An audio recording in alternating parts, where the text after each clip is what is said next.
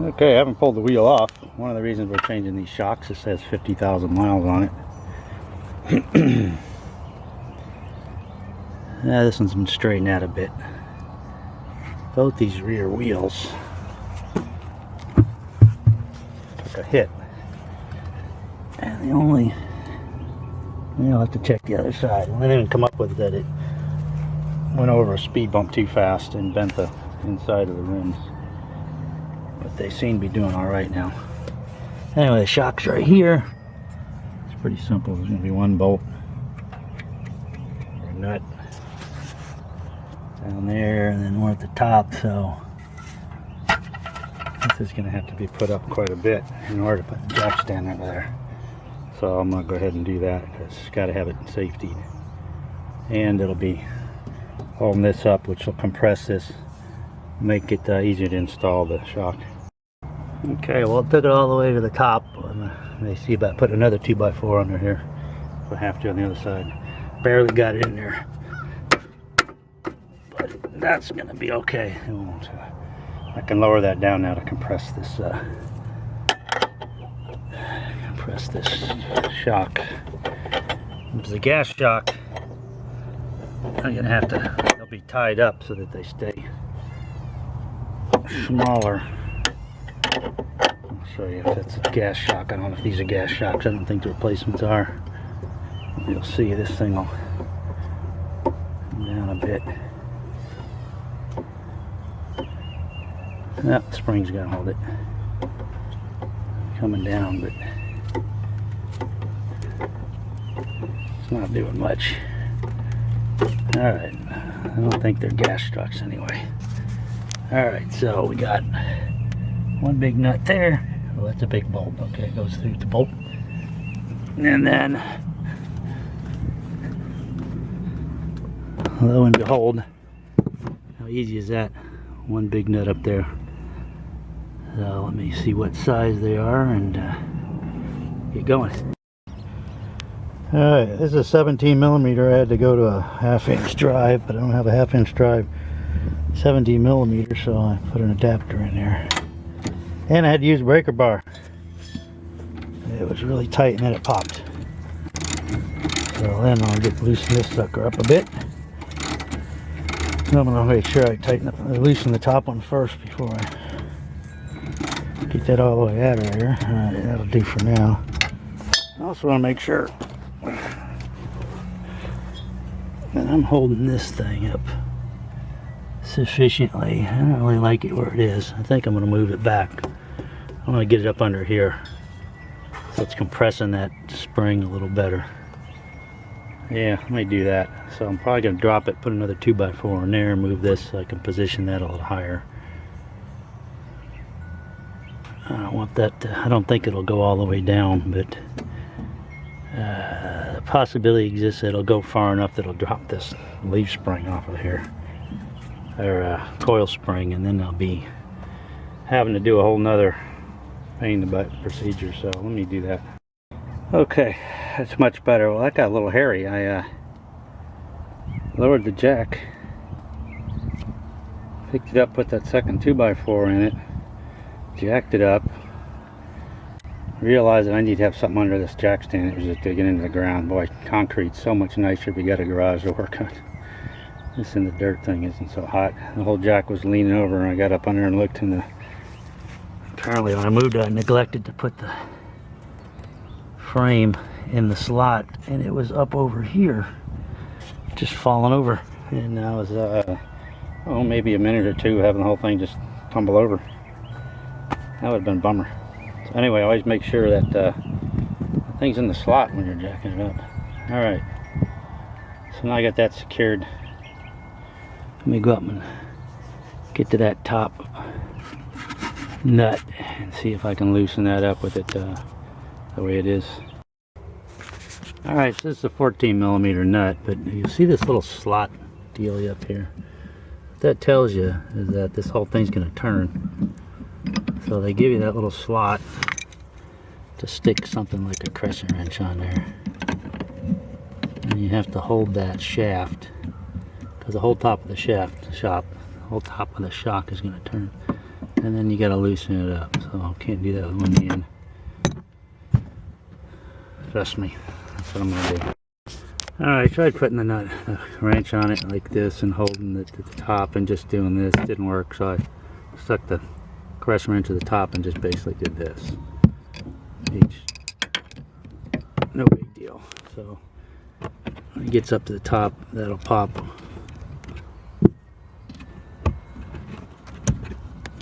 It'll take all this stuff off. It gives you a nice little ring in there, so that's what you got there, and then you see what happens when I drop it the rest of the way. Ouch! Pull this off. I think this thing's just gonna fall out of here. So if it's gas strut, it'd be compressed, it'd be pressurized. Ouch.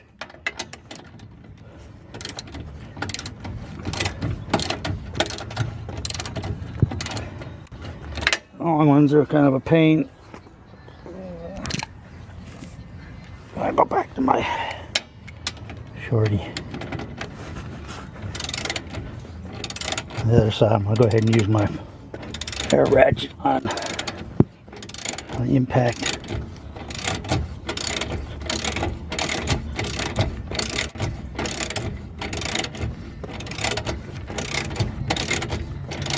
I probably should have left a nut threaded on there. See if it's still up there.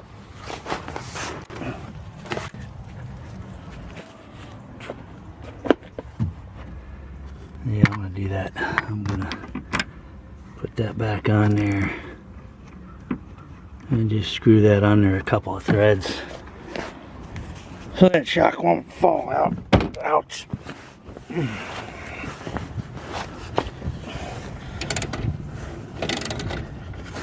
Boy, if I ever had a lift someday, when the ship comes in, a nice garage, the lift.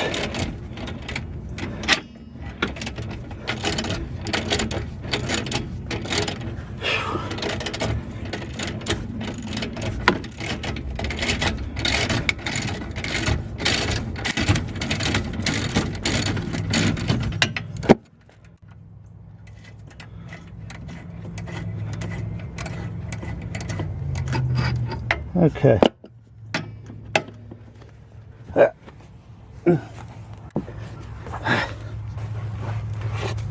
the sound of creaking and groaning an old man. Alright, so that's just going to drop right out. Watch. Boom!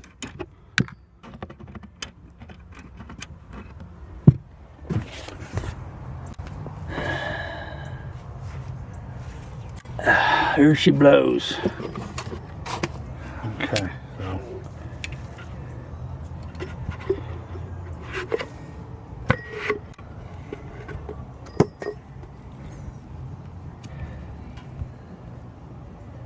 here's a gas strut.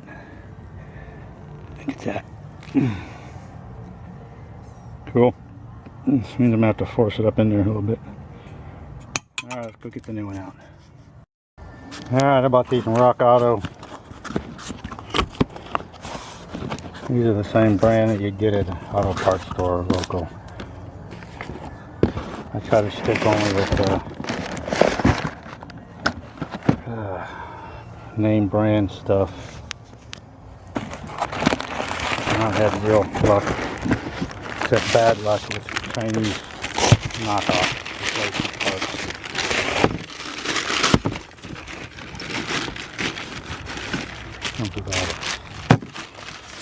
Hardware, and there we go. You can tell they're gas struts, gas shocks, because they are tied down. That way you can put the bottom on, make sure this thing's pointed in the right direction, and then you cut this wire and it'll fire right up into where it belongs. Alright, let's get organized here. Alright, well, I can't say that I'm thrilled about this development.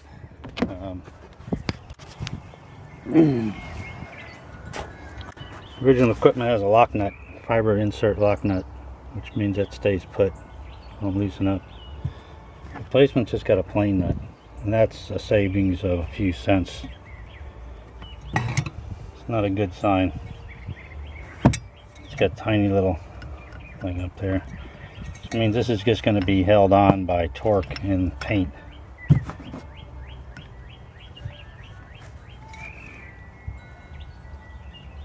guess that's alright. Oh well. It'll last another 50,000. Alright, let's get this on. Alright, so I'm reaching in here, put the shock up here, put the bulb in there.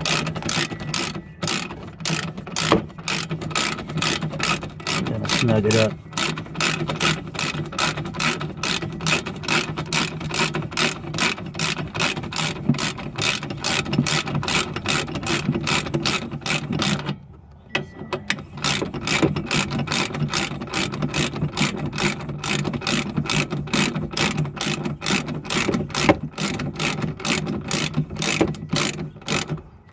That was exciting. What's happening right now? The shock's going in. You see, these are gas shocks. So see how it's held down? It's tied up. So once I cut that, this thing's gonna go shooting up into that hole. So you gotta hold it when you cut the wire. Let me grab a pair of dikes. All right, we're getting ready to cut this thing. I got it snugged up on the bottom. The bushings and the washer are the same for top and bottom. You put the cup facing up. Bushing goes up or down, doesn't matter. It's gonna, that little part is gonna fit in the hole. So I'm gonna hold it in place so that it shoots up in there when I cut the wire. Okay. There we go. Shouldn't be too bad. It's not gonna go flying big really fast, but look at the hole. Okay, this ain't gonna go so bad. I can get off there. Okay. Sometimes they're in there a lot stronger. All right. Wow, that was exciting. I know. All right. That's excitement for that part. Now to the top. Okay, top side. Bushing goes on. Washer goes the cup facing down. Nut goes on it. And it's just a plain nut, so it's just going to spin on there pretty good. In fact, it'll probably go all the way down just using a wrench. It starts to spin. It's got that same little slot at the top up there.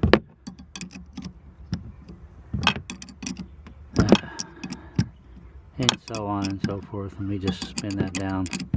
It's not exciting to watch. Alright, so tighten it all the way down. I had to hold it with the press wrench a little bit, get it down it's all the way tight and tighten it. Gets a little sticks out like a little donut there. Put the cover back on. Down up here, down here. I used my 1/2 inch ratchet again. I actually put a I actually put a breaker bar on it. Make sure that's tight. And that for the shock is that. Put your wheel back on. Lower it back down.